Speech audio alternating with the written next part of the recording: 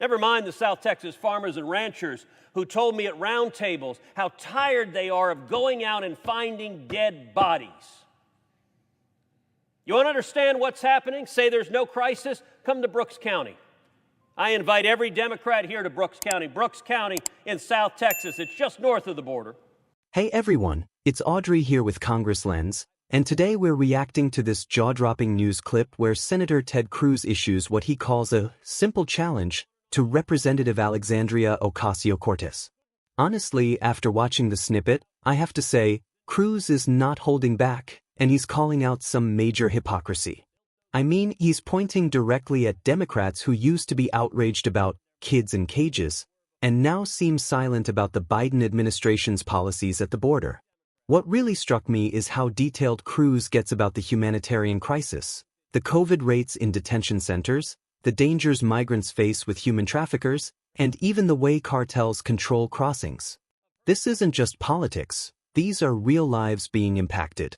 So, before we dive into the full video, make sure you hit that like button, subscribe, and turn on notifications because you don't want to miss the breakdown of this explosive testimony. Let's get into it. I'll tell you, I've been to the border. I've been to the Biden cages. For 4 years, Democrats went on and on and on. The corrupt corporate media went on and on and on about kids in cages. You couldn't turn on the evening news without hearing kids in cages.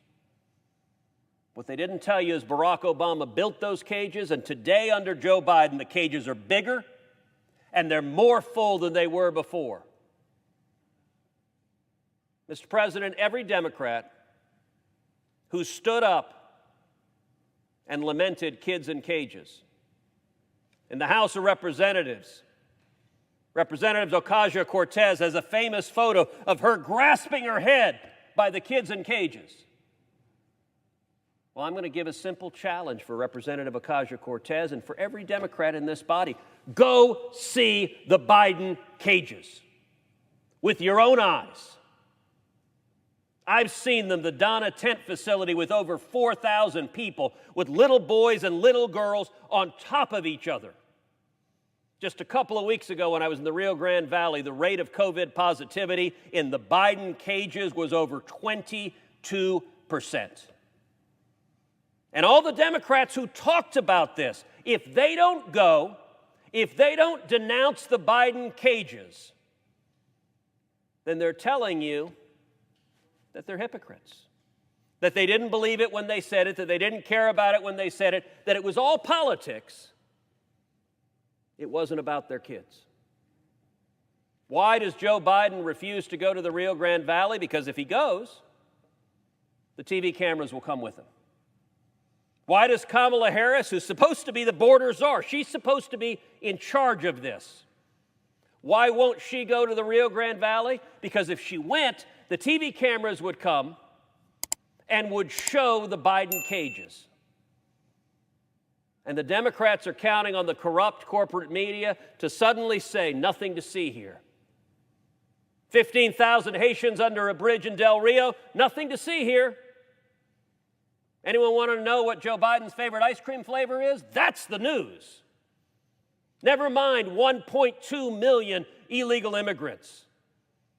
Never mind when I took 19 senators down to the border, we went out on the river and saw a man floating dead in the river who died trying to cross illegally.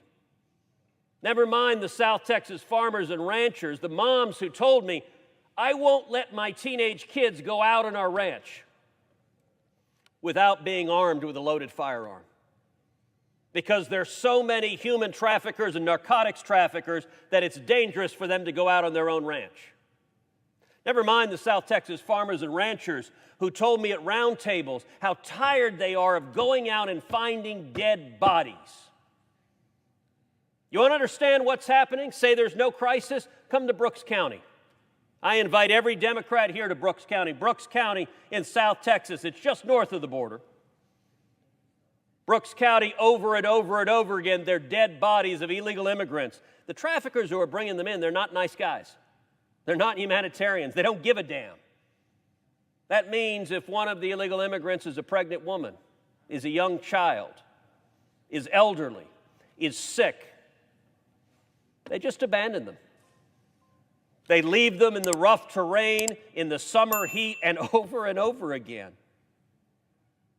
The farmers and ranchers encounter dead bodies on their property where the traffickers have abandoned them.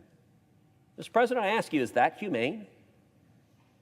Is that compassionate, the Joe Biden and Kamala Harris policy that encourages, that puts people in harm's way and results in people dying?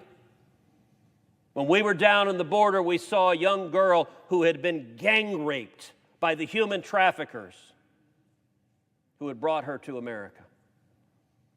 The rate of sexual assault is staggering, particularly among the girls and young women.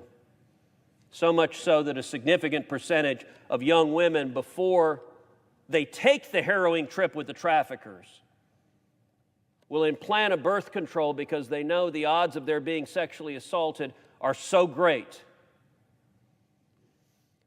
And I'll tell you, as I was doing the roundtables, one of the things I saw also was the colored wristbands. So the traffickers are global cartels. They're criminals. They're vicious criminals. They charge anyone, a young man, a young woman, a little boy, a little girl, thousands of dollars, anywhere from $3,000, $4,000, $6,000, $7,000, $8,000 to cross into the United States. By the way, do you know there's 100% operational control on the border? 100% on the southern side. Nobody crosses the border without the cartel's permission. If you do, they will kill you. Every person who crosses the border does so after paying the cartels because you will be killed otherwise. But often when they come, they'll cross and they'll end up at a stash house. I've been to those stash houses. I've been out on the midnight patrols with the Border Patrol. You go into those stash houses, and they're colored wristbands that they put on the illegal immigrants. And the colors correspond to how many thousands of dollars they paid and how many thousands of dollars more they owe. Often when they get here, the cartels will say, "Thank you for your X thousand dollars, we want Y thousand more." Tragically, it is at those stash houses in the United States where many of the sexual assaults occur.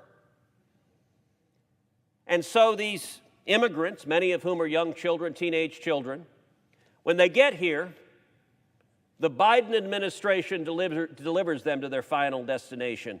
Joe Biden and Kamala Harris and their administration are the last mile of the human trafficking network.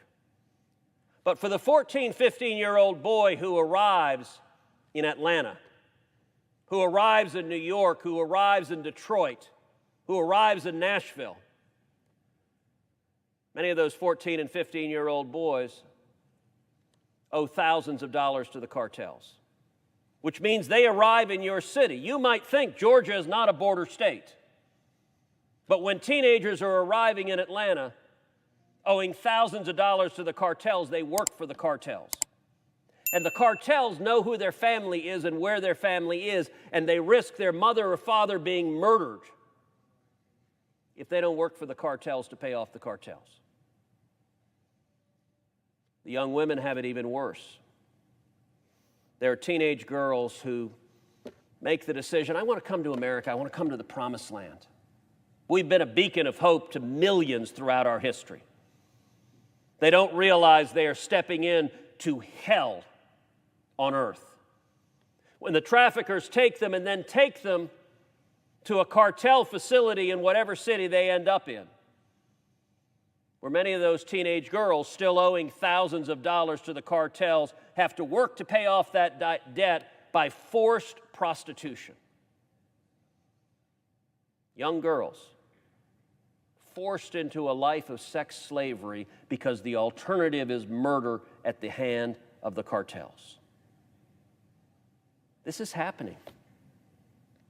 The fact that Joe Biden doesn't want to talk about it, the fact that Kamala Harris claims it's not happening, the fact that the corrupt corporate media ignores it, it doesn't stop the fact that hundreds of thousands of people are suffering.